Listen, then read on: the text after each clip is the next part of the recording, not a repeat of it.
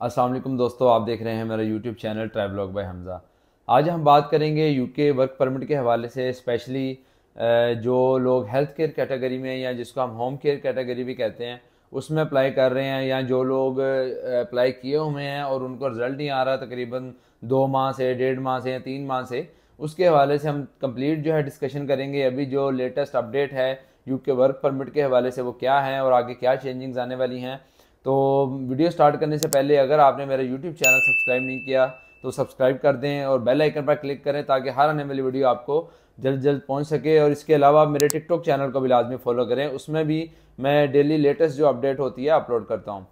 तो बात कर लेते हैं यूके वर्क परमिट के हवाले से। आजकल जो है पाकिस्तान में भी और पूरी दुनिया में भी धूम मची हुई है यूके वर्क परमिट की, और पिछले दिनों में इस पर न्यूज़ भी आई थी कि यूके जो है अब बैन लगा रहा है।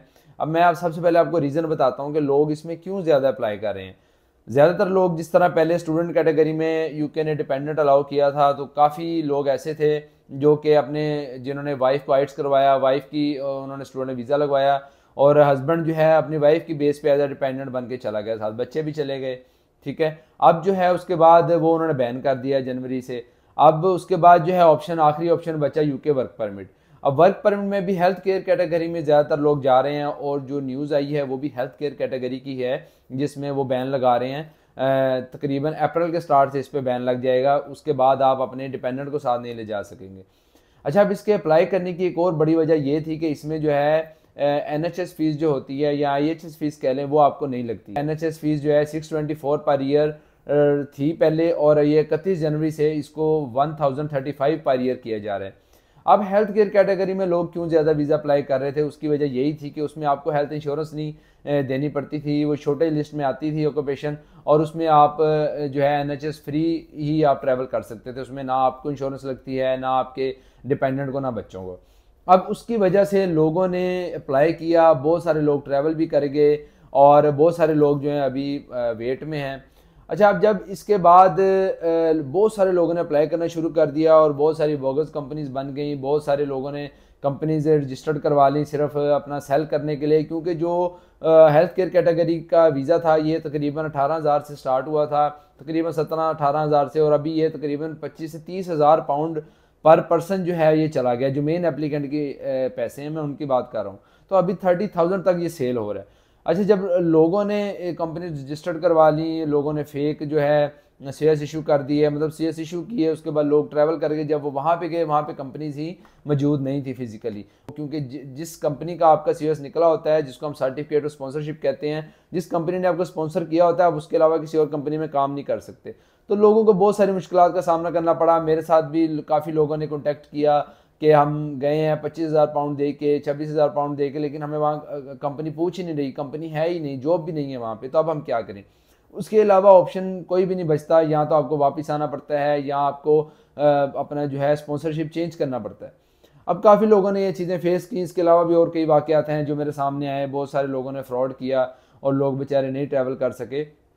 तो उसकी वजह से जब होम ऑफिस ने देखा कि यहाँ पे बहुत सारी कंपनीज फ्रॉड कर रही हैं और कंप्लेंट्स भी की लोगों ने, तो उन्होंने इस बात पे एक्शन लिया और उन्होंने इस पे पाबंदी लगा दी है। अब उन्होंने स्प्रिंग 2024 का कहा है कि जी हम स्प्रिंग 2024 में इसको बंद कर देंगे, और कोई भी फिर जो डिपेंडेंट है वो साथ नहीं आ सकेगा। इसके अलावा उन्होंने जो ऑलरेडी वहाँ पे सेटल्ड थे उनके लिए भी शर्त पहले लगा दी थी कि आप 38,700 कमाएंगे सालाना तो अपने डिपेंडेंट को बुला सकते हैं। फिर पार्लियामेंट में वो बिल पास नहीं हो सका, तो उसके बाद उन्होंने कम करके 29,000 जो है उसका थ्रेशोल्ड कर दिया कि जो लोग यूके में 29,000 कमा रहे हैं तो वो अपने फैमिली को बुला सकते हैं, और ये भी रूल जो है अप्रैल के बाद ही लागू होगा।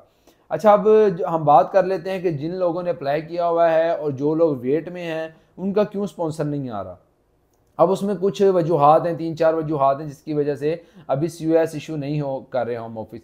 सबसे पहली वजह तो ये है कि इतनी ज़्यादा वहाँ पे सीट्स नहीं थी या एलोकेशन नहीं थी जितने ज़्यादा लोगों ने अप्लाई कर दिया। एक तो वर्कलोड बहुत ज़्यादा हो गया होम ऑफिस पे।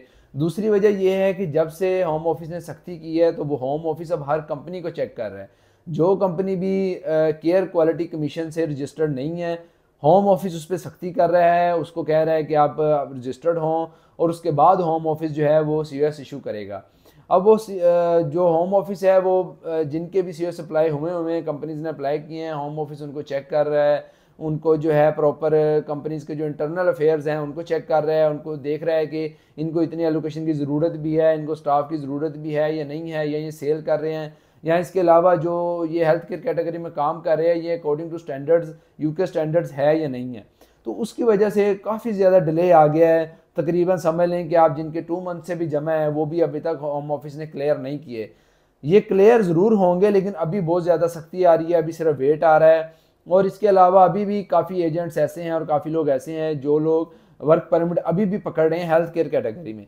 तो मैं तो लोगों को मशवरा दूंगा कि आप अभी बिल्कुल हेल्थ केयर कैटेगरी में अप्लाई ना करें, क्योंकि अभी आगे बहुत ज़्यादा रिस्क है और जो कंपनीज ले भी रही हैं वो पता नहीं आपको कब इशू करेंगी।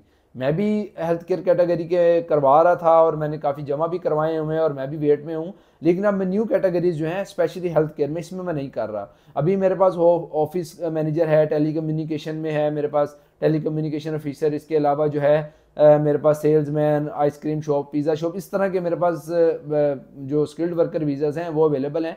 लेकिन अभी मैं हेल्थ केयर कैटेगरी में खुद ही नहीं कर रहा। उसकी वजह यही है कि लोगों को वेट करवाना पड़ता है और ये अच्छी बात नहीं होती कि आप लोगों से पैसे ले लें और उनको वेट करवाएं, एट द एंड कुछ ना मिले।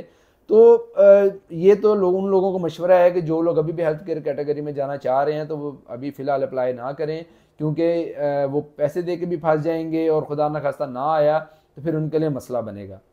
और अगर कोई कंपनी इशू कर भी देती है तो वो कंपनी उनको प्रॉपर चेक करें, कंपनी एलिजिबल हो, जॉब आपको दे, प्रॉपर रजिस्टर्ड हो कंपनी, ताकि आपको वहाँ पे जाके, अभी तो आप ले लेंगे, वहाँ पे जाके क्या करेंगे अगर कंपनी आपको जॉब नहीं देगी। तो इन सारी चीज़ों को देख के फिर आप फैसला लें। इसके अलावा यूके काफ़ी चेंजिंग्स भी कर रहा है, स्पेशली जो स्टूडेंट्स का भी है, पोस्ट स्टडी वर्क जिसको हम कहते हैं, उसमें भी काफ़ी चेंजिंग्स कर रहा है और हेल्थ केयर कैटेगरी में भी उसने काफ़ी चेंजिंग्स कर दी हैं। और इसके अलावा जो है वो सख्ती कर रहा है अभी स्किल्ड डिपेंडेंट्स पे और स्किल्ड वर्कर्स पे बहुत ज़्यादा सख्ती करेगा, क्योंकि वहाँ पे बहुत सारे लोग जो है मूव हो गए हैं, उसकी वजह से उनको इशू बन रहा है। तो ये अब तक की लेटेस्ट न्यूज़ है कि अगर आपने अप्लाई किया है, सीओएस आपका वेट कर रहे हैं, आप वेट करें सीओएस का, तो आपको ज़रूर मिलेगा, आपने वेट करना है, क्योंकि अभी काफ़ी टाइम है। अप्रैल के स्टार्ट में जो है इम्प्लीमेंटेशन होनी है रूल्स की। और अगर आप न्यू अप्लाई करना चाहते हैं तो वो आपने सोच समझ के अप्लाई करना है, किसी भी एजेंट के हाथ आपने नहीं आना, आपने हर चीज़ पहले कंपनी वेरीफाई करनी है। अच्छा, इसमें काफ़ी चीज़ें होती हैं, मेरे पास केसेस आते हैं, लोग एजेंट्स को पैसे दे देते हैं, इवन के कंपनी का नाम भी नहीं पूछते कि आप हमारा किस कंपनी से सीओएस निकलवाएंगे। भाई अल्लाह के बंदे, आप इतने पैसे दे रहे हो, आप 10,000 पाउंड 12,000 पाउंड दे रहे हो कंपनी को, आपको चाहिए आप उनसे कंपनी का नाम पूछें, आप उसको यूके वीआई की वेबसाइट पे जाएं, आपको कहीं किसी से पूछने की जरूरत नहीं है, जस्ट यूके की वीआई की वेबसाइट पे जाके उस कंपनी का नाम लिखें, सारी डिटेल आ जाएगी, कंपनी कितनी पुरानी है, टैक्स दे रही है नहीं दे रही है, कंपनी बंद है या काम कर रही है, ये सारी चीज़ें आप चेक करके फिर पेमेंट किया करें। आप क्या करते हैं कि आप पेमेंट कर देते हैं, बाद में जो फ्रॉड हो जाता है फिर आप रोते हैं कि भैया पेमेंट नहीं वापस मिल रही।